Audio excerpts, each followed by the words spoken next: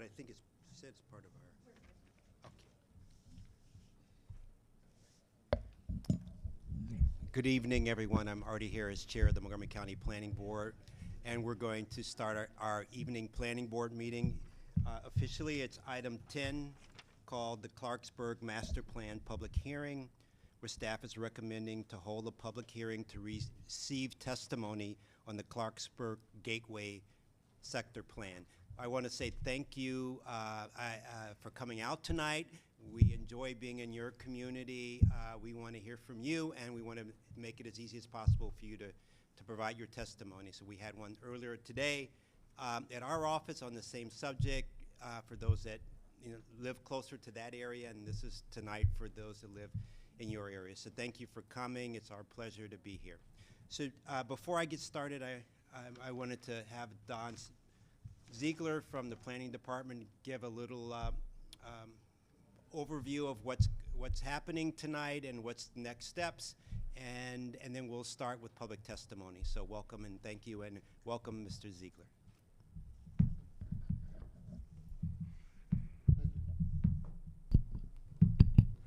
Thank you. I'm just going to read the statement of record. Earlier today, I gave a presentation about the planning process. You can go back and look at the presentation that we had earlier this afternoon that was recorded. So I'm just going to read the statement of record. For the record, my name is Don Ziegler, the Master Plan Supervisor in the Up County Planning Division. This public hearing is for the Clarksburg Gateway Sector Plan update, which was advertised in the Washington Times on August 25th, 2025, and August 29th, 2025, and duly advertised in the Washington Times on August, and duly notified via hard copy and/or electronic formats to the Montgomery County Council, the Montgomery County Executive, Montgomery County Planning Board, and all other applicable Montgomery County departments and state agencies. The Germantown Public Library, civic and homeowners associations in the vicinity of the plan area, all property owners in the plan area, and all other interested parties. The public hearing is an opportunity for the Montgomery County Planning Board to receive testimony on the Clarksburg Gateway Sector Plan public hearing draft for the discussion at upcoming work sessions.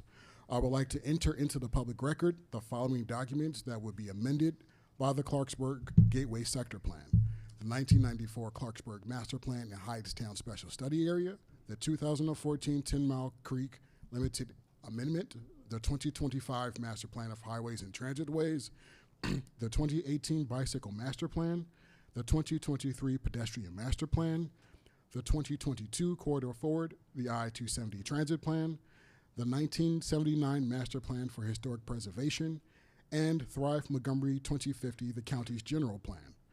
The following supporting studies and reports are also entered into the public record as appendices to the draft plan: the Sector Plan Area Demographic Profile, the Clarksburg Area Market Study, the Sector Plan Update Community Feedback Report, the Sector Plan Update Equity Framework, the ComStat Laboratories Building Adaptive Reuse Feasibility Report, the ComStat Laboratory Staff Report to the Historic Preservation Commission, the staff drafts to the Historic Preservation Commission, and historic designation forms for the recommended Clarksburg Heights Historic District and Community of Faith United Methodist Church and Cemetery and Historic Site, the Sector Plan Travel Analysis Report, and the Sector Plan Area Park Amenity Access Levels of Service Report. All of these documents, as well as other meeting materials and recordings, are available at the Clarksburg Gateway Sector Plan project website at www.montgomeryplanning.org/CGSP. I am also entering into the public record the following documents which are attached to the agenda report to this meeting item: a letter transmitting the public hearing draft to the County Council President Kate Stewart dated August 5th, 2025, a letter transmitting the public hearing draft to the County Executive Mark Elridge dated August 5th, 2025, affidavits of legal notice publication in the Washington Times with the papers August 25th and August 29th editions, all written testimony received since July 31st, 2025, when the Planning Board approved publishing the public hearing draft plan through August 5th, 2025. Staff recommends that the public record remain open for an additional 8 days following the public hearing date or the close of business on October 3rd, 2025. This completes my statement for the record. Thank you so much, Mr. Ziegler. And before we get started, why don't I call up the first three people, Beth Wolf, Susan Soderberg, and Cherian Epen. And while you're coming up, I wanted to also thank this various staffs at the commission for putting on this tonight. Our communications division worked very, very hard to make sure it could be broadcasted tonight. People could listen in, and also my staff from the chair's department, and also the planning department, and also from the legal department. So I think all the staff made this happen tonight. So thank you, staff. And so now let's get going. Beth Wolf, you're first. Please state your name, and then you're representing a group, so you have 6 minutes tonight. Sure. My name is Beth Wolf, and I'm a resident of Clarksburg, a land steward within the boundary of the Gateway Sector Master Plan, and the president of the Clarksburg Neighbors Alliance. Thank you for the opportunity to testify and for the work that you've put into this process. Those involved in the leadership of the Clarksburg Neighbors Alliance have shown up faithfully to every meeting, offered suggestions, and engaged in good faith. We shared ideas, needs, and pain points at each of these meetings, and yet we don't see many of them reflected in this plan. As the planning board, you are creating pathways forwards or you are creating obstacles. We believe that this plan creates a roadmap to solutions in some key ways. First, we agree that Observation Drive must remain aligned and be completed as soon as possible. Without it, north-south movement in Clarksburg will remain bottlenecked, cutting residents off from jobs, schools, and daily needs. Second, please do not designate ComSat as historic. Doing so would saddle the site with costs and constraints that make redevelopment nearly impossible. Designating that building as our past risks dooming our future. Allow it to be reimagined in a way that gives life to our community, not locked away as a relic. After hearing residents and landowners respond to the plan, there are also other ways that this master plan feels more like an obstacle course that you're now making us run without a hand up or a word of encouragement. First of all, exit 17. The most urgent correction needed is to keep exit 17 in the master plan. Without it, you doom this site from the start. Exit 17 is about more than a ramp. It's about giving Clarksburg access to jobs, connectivity, and a fair shot at growth. We have heard the planning team explain that they think that this piece of infrastructure will damage sensitive environmental areas, is too costly, and will not significantly improve travel times. Yes, we hear the environmental concerns, but Clarksburg has already preserved significant wetlands, green space, and parks. This community is not asking to pave over everything. We're asking for a balance. A single on and off ramp is not unreasonable when measured against the scale of open space already protected. In terms of cost, we understand that you don't control state or federal funding, but removing exit 17 erases the option entirely and sends the wrong signal. Keeping it in place preserves the possibility and shows the county values Clarksburg's future. Removing it signals further abandonment. We also know that planning dollars often go elsewhere. Down county projects get funded while up county projects get delayed or eliminated. The corridor cities transit, gone. M83, removed. I-270 improvements, stalled. Observation Drive, years in limbo. Please do not add exit 17 to the long list of broken promises made to Clarksburg. Finally, similar claims were made about the ICC and Watkins Mill exit being unnecessary and unlikely to change travel times, and yet the ICC has drastically changed commutes, and the Spectrum's success was stalled until the Watkins Mill exit was opened. Exit 17 could do the same for ComSat, activating the site as a regional hub, not just a local one. Second, the recreation center. A major shortcoming is the lack of recreation center. ComSat, or a nearby site, is an ideal location. It sits at the crossroads of the east and west of Clarksburg, within walking distance of Clarksburg High School and Rocky Hill. If you want Clarksburg to be a strong, safe, thriving, please give our kids somewhere positive to go, not just hanging around parking lots with nothing to do. Third issue the plan has overlooked massively is the opportunity to affect the access to up-county jobs. If you want to stop daily traffic jams heading down county every morning, then bring real employment opportunities to Up County. Our residents commute long distances because there are not enough local jobs that match their skills or the housing costs. With townhouses selling in the low to mid 800,000s, Clarksburg residents cannot sustain itself on retail and service jobs alone. We need science, technology, and research opportunities. ComSat is a uniquely positioned to support a commercial hub for STEM and professional work. This is how you create a balanced community, not by exporting talent every morning, but by giving people a chance to live and work in the same place. When we raised this issue in the listening sessions, the response was, that isn't the planning department's job to recruit businesses. That may be true, but it is your job to create conditions that welcome and support employers.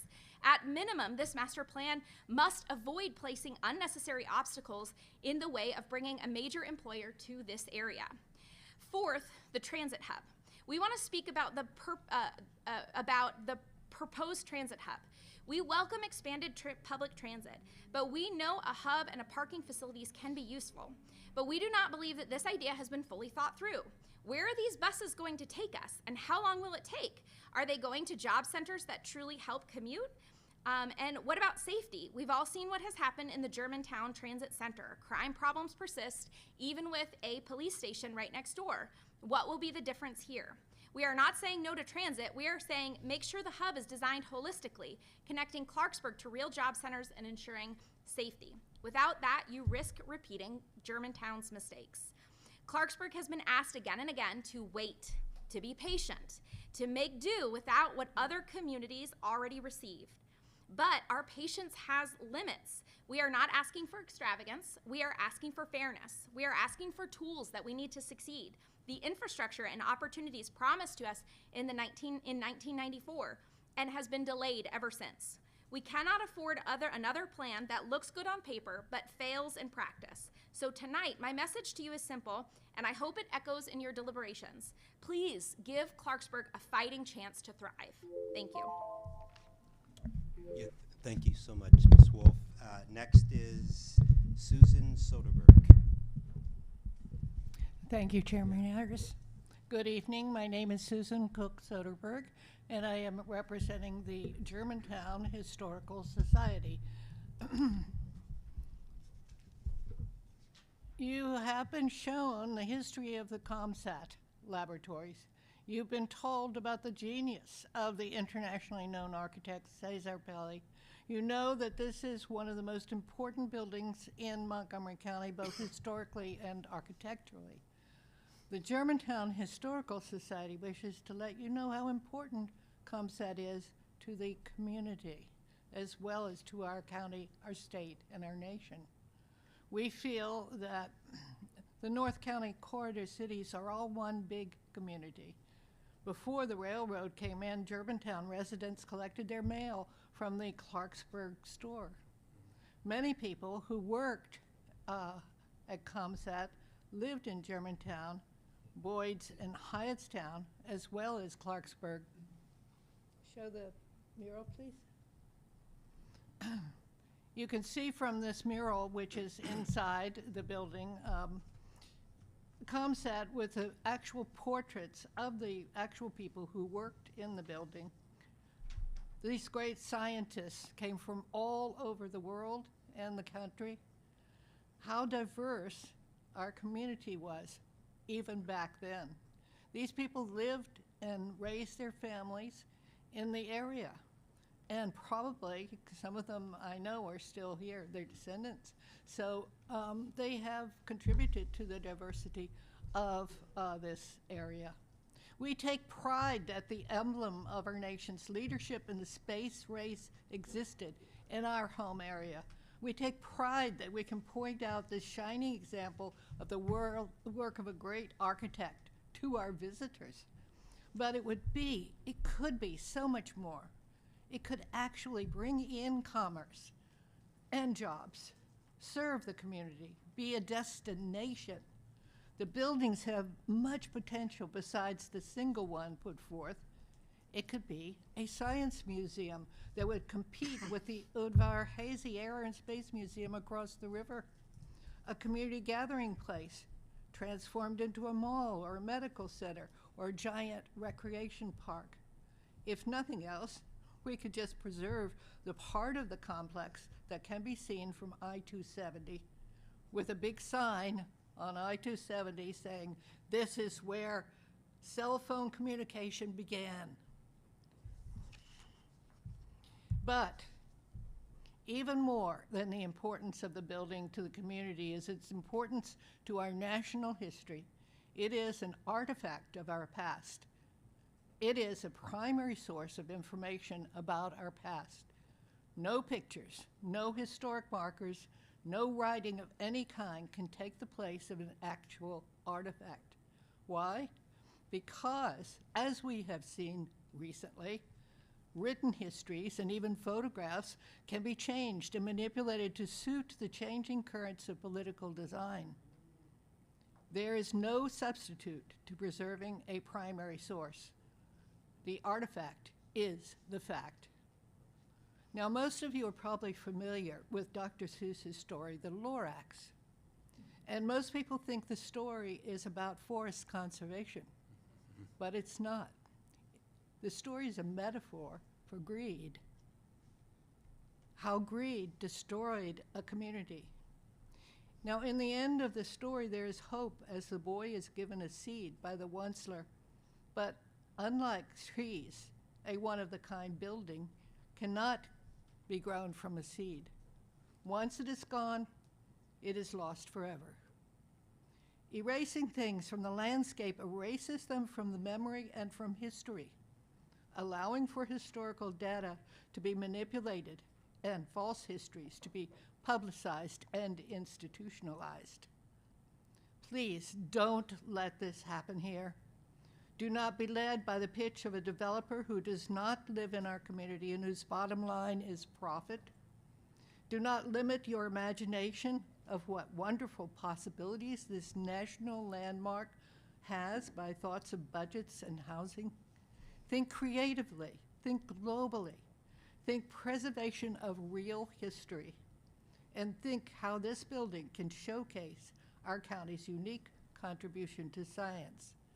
This is now in your hands. You are making history. Your actions will make a big difference to future generations. And as the Onceler said in the Lorax, unless someone like you cares a whole lot, awful lot, nothing is going to get better. It's not. Thank you. Yeah, thank you so much. I really appreciate your presentation. Next is Cherian Eben. Good evening, Chair Harris and Commissioners. Thank you for the opportunity to speak today and provide comments on the public hearing draft of the Clarksburg Gateway Sector Plan. My name is Cherian Eben. I'm here representing Coalition for Up County. We are focused on advancing the needs of local residents and communities to ensure achievement of appropriate land use transportation balance and delivery of multimodal transportation projects in Upper Montgomery County in a timely and environmentally responsible manner to ensure that these communities thrive. To introduce myself, I have over 35 years of experience in transportation planning and traffic engineering, including 10 years with Montgomery County Planning Department. Some of my former colleagues are here. In addition, I served on the County Citizens Advisory Board for many years and was its chair for a year. I also served on the TPB Community Advisory Committee, the Corridor Cities Transitway Advisory Committee, the Maryland 355 BRT Advisory Committee, and has been a resident of Germantown and Clarksburg for over 22 years. The point I wanted to make in presenting my credentials and my background is to note that I am uniquely qualified to offer comments on the land use and transportation recommendations in the sector plan as a resident and as a practitioner. My hope is that you will carefully consider these comments in making your decisions. To start, I want to go back to 1994 when the Clarksburg Master Plan was adopted, laying out a bold vision for the last corridor city in Montgomery County to be developed with a thriving new town center, surrounding neighborhoods, and a balanced, redundant, multimodal transportation network. 3 decades after the adoption of the plan, I joined the sentiment of many current residents that the county has abandoned Clarksburg. After planning, approving, and permitting thousands of new homes and residents into Clarksburg, the Clarksburg community has been left to find its own way by the county with the disappearance of the transportation infrastructure that was to support the new corridor city. Some of these projects, as Beth mentioned previously, include the Corridor City's Transitway, the I-270 corridor improvements, the Mid-County Highway extension that was recently removed, the extension of the Observation Drive between Germantown and Clarksburg, the Maryland 355 BRT, which is just much trumpeted out there as the magic carpet ride for a Clarksburg resident. The reality of this project is that the middle section that is currently under design of the BRT is expected to cost billions of dollars to design and construct, will have minimal through ridership, and cost many more millions annually to operate even before a single BRT bus makes its way to Clarksburg. The significant failure to provide transportation infrastructure to Clarksburg and up-county communities has now taken another turn with the Planning Department staff recommendation to remove I-270 Exit 17 in the public hearing draft of the sector plan. This recommendation admittedly crept into the sector plan at the request from a small group of individuals who mostly do not live in Clarksburg, in the belief that transit will solve all development and transportation issues in up-county.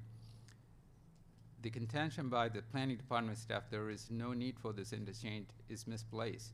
Interestingly enough, someone listening to the testimony earlier today or reading what was submitted would surmise that some of these groups wrote the recommendations in the Clarksburg Gateway Sector Plan. To state, multimodal transportation options are key to the viability, vitality, and success of Clarksburg, and in success of Clarksburg, which are being decimated based on ideology and planning principles that may work in Bethesda CBD or Silver Spring CBD, but not in Clarksburg. I therefore strongly urge you to retain I-270 Exit 17 in the sector plan by removing recommendation 60 and supporting the proposed Observation Drive alignment.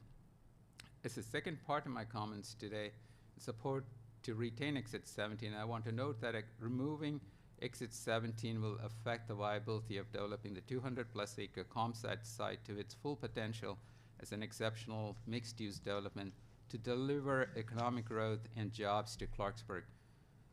Though we all want and support a viable transit system, the reality is that the best transit mode share that likely could be achieved in upper Montgomery County will be about 3 to 5%, meaning 95% of the peak hour traffic will still be on roads, and without the exit, this will result in thousands of additional vehicles on local roads on either side of 270 between exits 16 and 18, mostly directing these impacts in Clarksburg to local roads such as Maryland 355.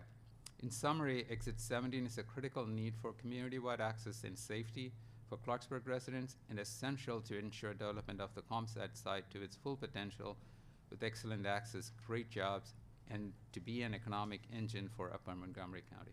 Thank you. Thank you so much. We'll now have our next three presenters. Michael Ortman, Jason George, and Ann Klink. Yeah, Mr. Mallett, call us first. Sinke.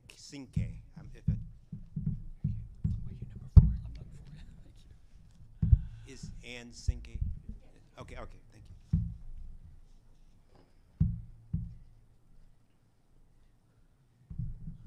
Michael Ortman. Thank you, Chairman Harris, Commissioners. My name is Michael Ortman. My wife, Kate, and I have lived in Clarksburg area since April of 2024 in a third-floor condo that overlooks the very spot where the Little Seneca Parkway currently ends on the Cabin Branch side of 270 at Lake Ridge Road. I'm here today in support of the proposed overpass, but also to share one important concern. I should point out that I am the developer-appointed homeowner member of the three-person board of directors of the Cabin Branch Village HOA, a nearly complete community developed by Classic Group. I am not here in any official HOA capacity, but rather as a concerned citizen and neighbor. I support the proposed overpass, fully recognizing the significant anticipated east-west traffic crossing 270, but I would urge this planning board to lend its full voice to urge the County Department of Transportation to immediately address a new safety concern created just a few months ago with the opening of a new section of Lake Ridge Road from Little Seneca to West Old Baltimore at the entrance to Black Hills Regional Park just 0.2 of a mile up the hill. I provided maps and photos to help explain this perhaps unintended hazard along Old Baltimore, which parallels the proposed overpass and will bear 100% of the burgeoning traffic flow for the next few years until the overpass is complete. To get your bearings, this first map here is of the Cabin Branch Village, a 375 home community for older persons 55 plus. The blue X is our home, the gray band across the top is 270. And as we get to the second slide, you can peel away the blue box and see the rest of Classic Group's development, including the new Everbrook Academy Daycare Center and Willow Manor at Cabin Branch, an income-restricted rental community for seniors 62 plus. The blue band is the proposed overpass, and the red box to the right is the area of grave concern. When the newly constructed road opened to traffic this summer, drivers approaching the new intersection at Old Baltimore were shocked and frankly frightened when they realized, as you'll see on my slide 3, they had absolutely no visibility of the traffic approaching from the left, often at high speeds. When the county laid out the requirements for this new section, there must have been a misunderstanding, a miscommunication, a mistake. The next slide will show a side-by-side view of the miss. Eastbound traffic has 3 specific lanes, one for turning right into the park, a second for through traffic, and a third for those turning toward the daycare center and senior housing. But on the westbound side, they seem to have missed a lane. Cars entering the park have a dedicated left turn lane, while those turning right share a lane with through traffic. And as a result, if you turn to the next slide, if those turning left from the new section of Lake Ridge onto Old Baltimore inch beyond the stop to see oncoming traffic and beyond the crosswalk, they immediately find themselves directly in the path of fast-moving oncoming traffic. Multiple residents have reached out to the MCDOT. Email responses have been prompt but quite unsatisfactory. When one resident suggested a 4-way stop to help slow traffic, she was told one could only be installed when vehicle volumes on all approaches was balanced, or about 50-50. They cited an outdated traffic study claiming current traffic was more like 80-20, with the majority on Old Baltimore Road. It's worth noting that a few weeks ago, the county installed 4-way stops at 9 nearby intersections along very busy Broadway Avenue and Cabin Branch Avenue for the sole purpose of slowing traffic on the main roads, where the so-called balance was more like 99-1. We applaud this action. Meanwhile, the county is ignoring the potentially dangerous situation on Old Baltimore without so much as a site visit or a drive-by. Someone is going to get hurt or worse, perhaps an elderly driver or young family heading home from daycare. We would ask the planning board to support and guide us on how best to engage with the MCDOT to bring about an appropriate solution that will make this intersection safer, as it provides the only east-west path until the proposed overpass is complete. On my final slide. Yeah, could you start wrapping up, sir? I'm sorry? Can you start wrapping up? Yeah, that's my last sentence. On my final slide are some options for consideration. A 4-way stop, having the developer remove the mound and add a third westbound dedicated right turn lane, a traffic light, or some other idea we haven't thought of. To date, emails with the Division of Traffic Engineering and Operations have been frustrating and fruitless. And I thank you. Thank you so much. We'll speak with the MCDOT. Thank you. Thank you. My name is Jason George. I'm here in my personal capacity. I wanted to thank the planning board for coming out tonight to the Up County. I wanted to address several concerns with the Gateway, Clarksburg Gateway plan. First is exit 17. The Clarksburg community needs another egress onto 270. It is now one of only 2 routes in and out of Clarksburg for commuting purposes, essentially, now that M83 is completely off the table. Also, there is a pending traffic study that that the planning board proposed and promised would be part of its recommendation to get rid of M83. Taking away exit 270 in this plan would basically break that promise and circumvent the county's approval of that traffic study by taking away yet another transportation option before the study is even complete.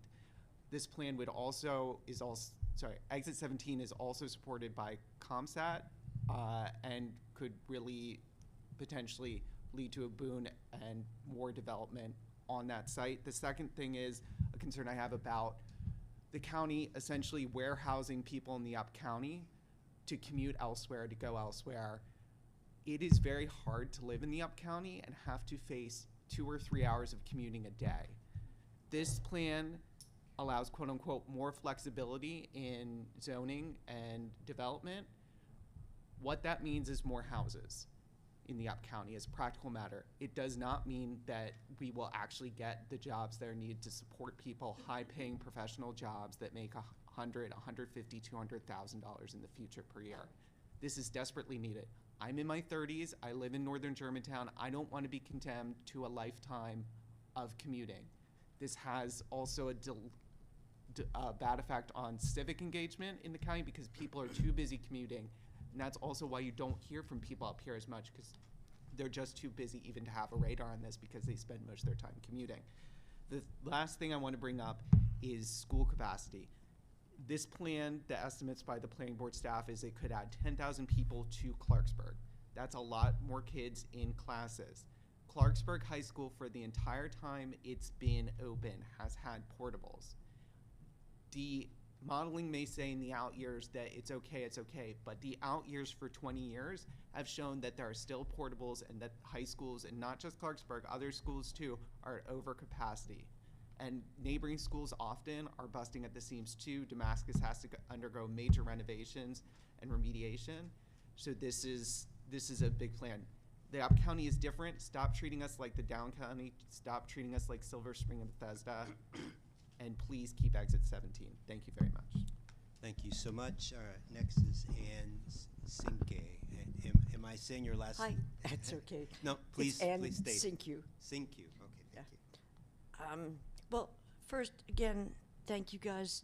The planning board has offered the citizens, even up here, so many opportunities to speak with you and exchange opinions, concerns, ideas, all of that. Thank you. And I can't help but mention the reference to the Lorax. 52 years, which was my first time I spoke with the planning board, probably county council, I referenced the Lorax. And I'm so happy to hear that we are still learning from what we teach our children. It was quite amazing. Anyway, there are many residents in this area who are very concerned about the extreme development in Clarksburg, which is just at the edge of the agricultural reserve. I'm connected with Friends of 10 Mile Creek, which is especially concerned with the stream and water quality up here, because it drains into Little Seneca Reservoir, which, as I'm sure you guys all know, is the backup reservoir for the entire Washington metro area. 5 million people, which of course includes us. I never follow my notes. We do focus on the water quality for that reason, but there are many factors, of course, which impact water quality in various local streams. So it's been difficult to design studies that can provide specific numbers that, of course, could be useful, because then if you had a number, you can't go over that number. But there are so many variables that it's difficult to come to those conclusions. But there are some consistent variables which apply to all streams everywhere. And these are some of the considerations Friends of 10 Mile Creek have presented to you before, so I won't go over them again, and time doesn't allow, etc.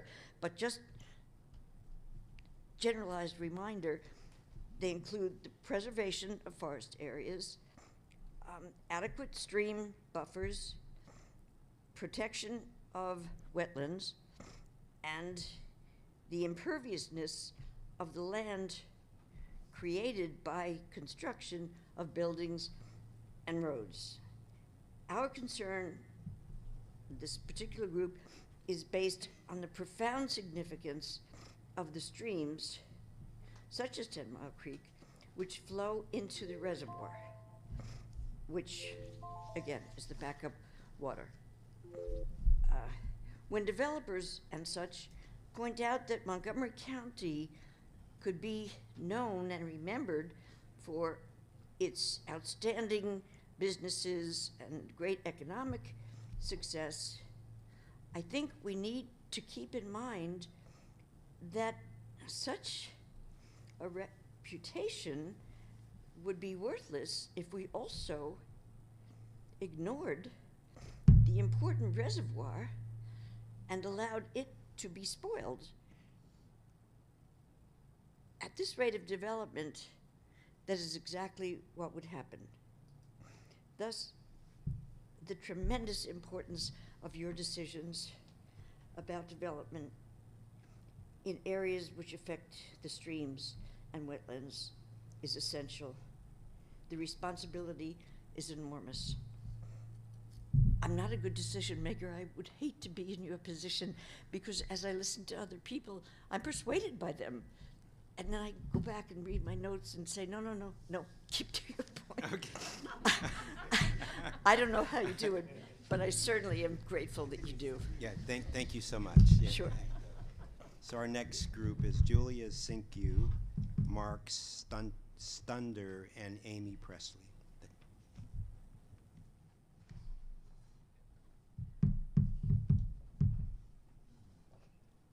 We'll start with Julia Sinkyu. Okay, it's me. Yeah.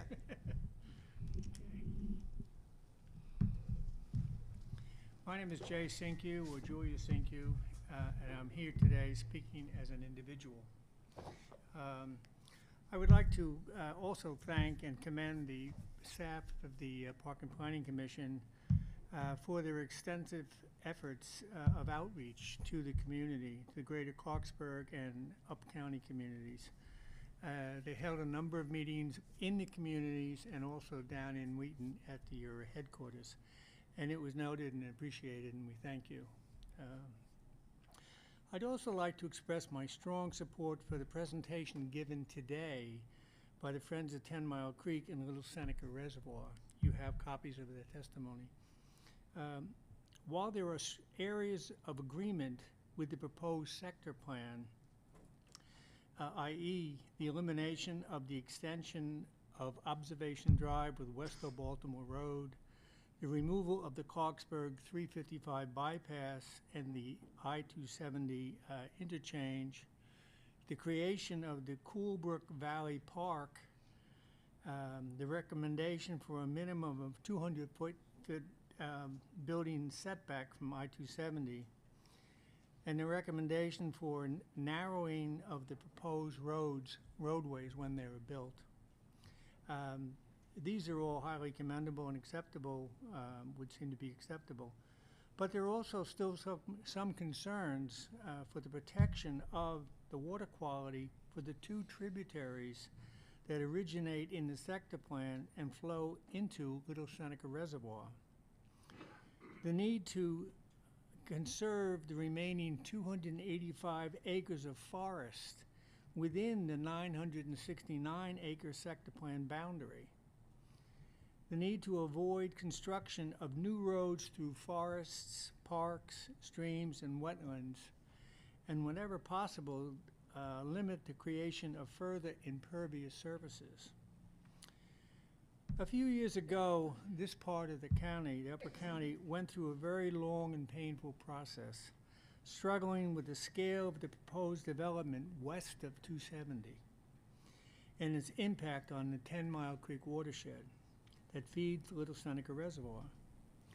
Numerous meetings were held with the Park and Planning Commission, the county council members, county executive, and various civic associations.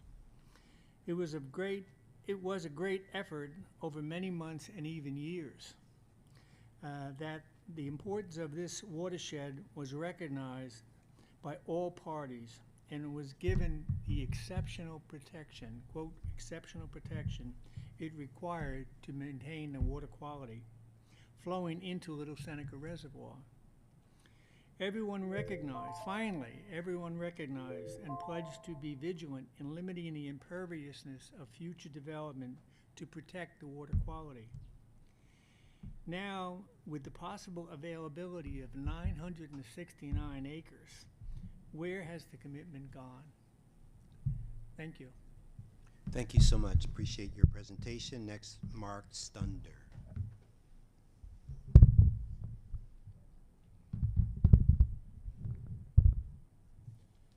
Good evening. My name is Mark Stunder, and I've lived in the Up County for over 35 years. I've seen master plans executed well and others not executed well. I support the overall vision of the Gateway Sector Plan, but I urge you to retain the I-270 interchange in the plan. First, MCDOT, in a September 12th letter to you, Chairman Harris, urges the board to keep the 270 interchange in the plan. They cite the interchange's role in supporting commercial development, reducing pressure on Maryland 121 and Father Hurley interchanges, improving drive times by up to 3.3 minutes, and enhancing connectivity for long-distance commuters. Second, the community wants it. That's been clear in every visioning session and public meetings that you've held. Third, now I know that the travel analysis in the recent public hearing draft tries to downplay the interchange, but let's take a closer look. The Travel 4 model used in the analysis follows the traditional four-step approach. Why is that a problem? It doesn't show congestion and delays effectively. These are real issues in Clarksburg. It assumes fixed travel patterns to and from travel analysis zones, even though people change routes based on traffic, weather, or transit reliability. Fourth, another critical flaw is that the analysis assumes a comprehensive BRT and incredibly assumes a non-auto driver mode share and a DMS of 25%. That's 1 in 4 trips by transit or non-autos. Transit isn't close to that in Clarksburg. People simply don't want to use transit now nor in the future. Therefore, the analysis inflates the effectiveness of transit-oriented development and understates the need for auto infrastructure like the 270 interchange. Fifth, the model also handicaps the interchange scenario by using land use assumptions that don't reflect its full potential.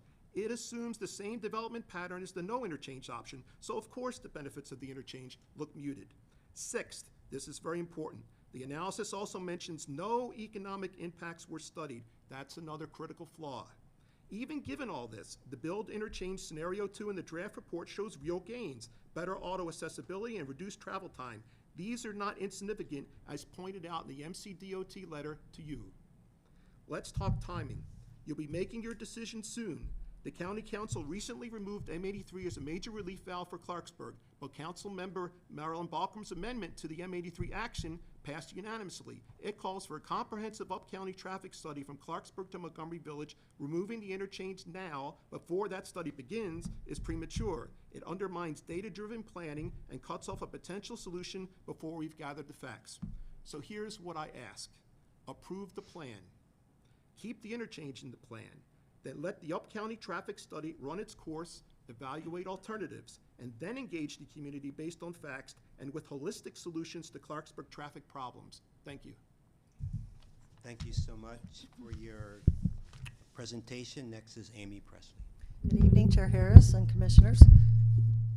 I didn't mean to have that big a voice, or did I? I am Amy Presley. I was a past board member for 8 years, and most recently, in the great changeover, served as a vice chair for a short time. But that's not what's important here. What's important is that I am a resident of Clarksburg. I moved in 2002, so I'm in my 23rd year of waiting.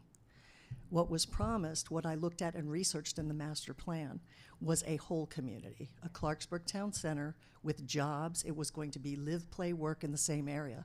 I bought into that wholeheartedly, as did many residents after me, and we're still waiting. Unfortunately, what has happened is that in the last 23 years, things that I've relied on have been removed by the county relentlessly, one by one. The first and worst was the 10 Mile Creek. That was proposed to have significant commercial, office, retail, and a proposed potential site for the hospital.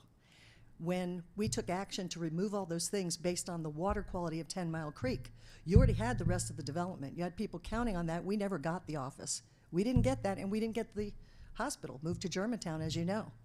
So the baby's already been born. It's now growing up, you know. In the 23 years, as I said, things have been removed one by one, like the M83 exchange. That was to be part of the rungs and ladder approach. Would any one of you want to climb a ladder that's missing rungs? That was supposed to be a support for us. We don't have it. That's why it's really important that you don't remove exit 17. It's one of the last potential hopes to actually make ComSat the site that it can be. The exit 17 isn't just about safety, or it's about relieving the already congested local roads, making Clarksburg potentially competitive for employers. And together with that, ComSat's not going to be able to really attract the kind of life sciences or similar office, the high quality, top notch, without that exchange and without clear visibility to 270. It's mandatory. It seems like what I've seen in the plan so far and what I've heard from the ComSat owner, the 200 plus acres reduced to potentially 40 of development, it's obscene. And we have said with Montgomery County, we need employers. We need stuff like this. It's our last chance to attract good employers. And for Clarksburg, it's critical. It's the only thing we have left. So don't cut it up. Don't have excessive setbacks from visibility. Don't take away exit 17. I'm sorry that the poor ComSat owners had to sit on the property for 20 years waiting even to be able to get an approval to build.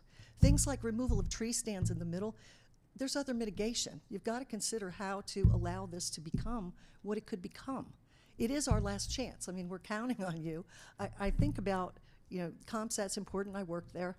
But what's really important is serving the community that's already been built out based on all of these promises. I mean, we've kept our side of the bargain. We pay taxes. We haven't got what we're owed. We don't need another 10-acre park. We're still waiting for Ovid Hayes and Wells and the carousel to come back.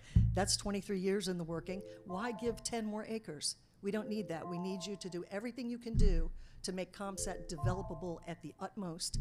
Keep the exchange, please, and keep the observation drive alignment as proposed. It's going to be more effective than the one the county's proposed. Thank you very much.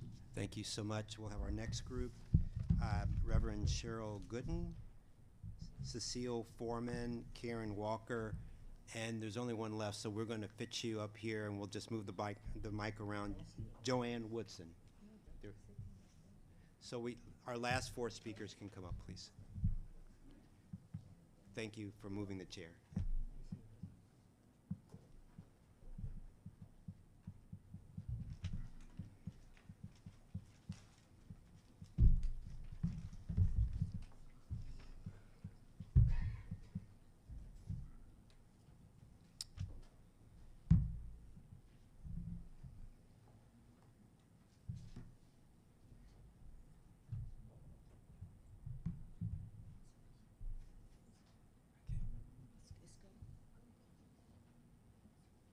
Thank you all for your patience.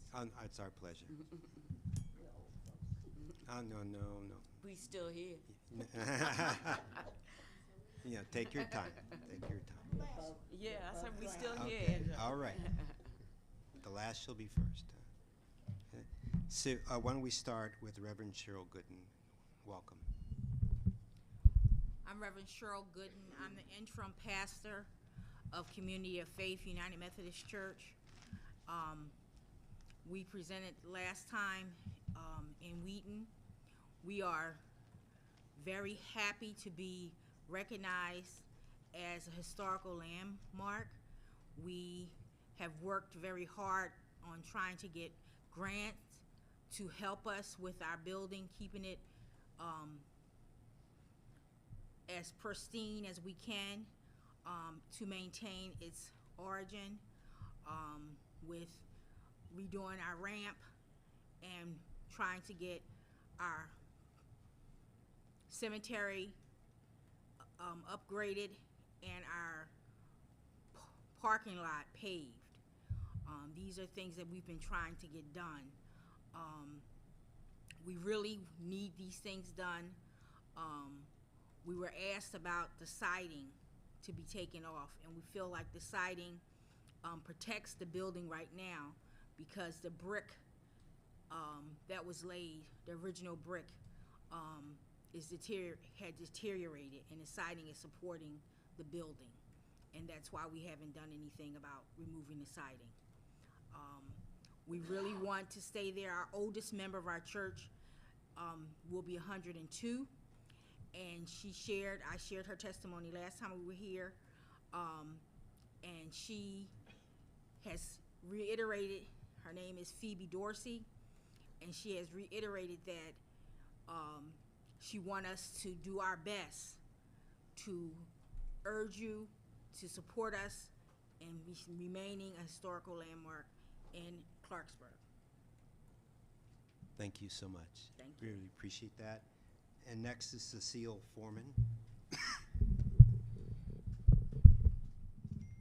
Good evening, I'm Cecile Foreman, a member of Community of Faith. We are ecstatic that the church has been set up to be listed as historic. We've been going over all of our paperwork, trying to get everything in order to make sure that whatever is needed, that we'll be able to hand it to you right away. Our church has been standing there, not in that particular spot, but the church has been established since the early 1800s. So it takes a little while to get everything together, but we're getting our papers together. So we appreciate any help and that we can get to make sure that the church is listed on the registry of historic. It's a long time coming. We didn't think it would ever happen, but we're glad that it's been considered. Thank you. Thank you so much. And next, the board visited the church earlier this week. Yes, Early, we okay. went, drove by it. Yes, we saw it. Next is Karen Walker. Hi, I want to say thank you. My house has been, I guess, delegated or determined as the church as historical. I have mixed feelings, don't I, for parking planning, and my whole experience has not been good. My house, what my grandfather built, and much like you, he wanted the community to be a community. That's why when segregation ended, he made sure the park got there. So your question was answered for us, my age, we had a place to go and play. But parking planning, they said historical and y'all could give me perks, but when y'all's tree fell in my yard, everything came on me. Just like the other lady saying things were promised of, well, we can give you a new roof. I said, oh, that was nice. I just put a roof on that shed. I told him I put a roof on that shed. I had to fix it. I had to cut the limb. I had to do everything. The following year, the tree fell on the shed and destroyed it. So I lost $2,000 one year, right? I paid $2,000 to get it repaired and everything because it was y'all's tree on my property, okay? I took care of it. So after I spent $2,000, I turned around, tree came down, and I had to spend more money with my homeowner's insurance to get it repaired. So y'all didn't do anything for me. And so when I called the lady, y'all did something for me, and I want to say thank you. You cut up the tree, and I appreciate it. That was savings of several $1,000s. Yeah. It was, and I kept thanking them, but I was still mad.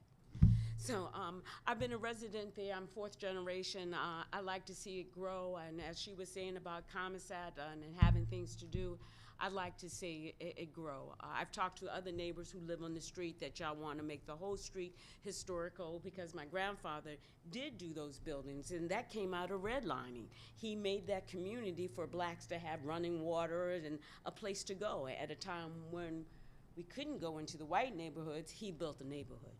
And so that's why that whole neighborhood was dedicated for them. And my grandfather then, even for the church, he put on the addition on the church. He built the back half. So it's been a community, and it's been a community of love, and I like it, and I like it to stay like that. Thank you for allowing me to speak. Thank you so much. Appreciate hearing the history. Thank you. Next is Joanne Woodson. Good evening, everyone. My name is Joanne Snowden Woodson. My family has lived in Clarksburg since the late 1800s. Right now we have Snowden Farm Parkway that's named after my grandfather. He farmed there in the late 1800s, owned his land with over 100 acres, and a good portion of the land to this day is still in the community. So I really have a deep concern as to what is happening to all of us that have such strong roots in Clarksburg and we want to remain there, not only for ourselves, but for our children and our grandchildren.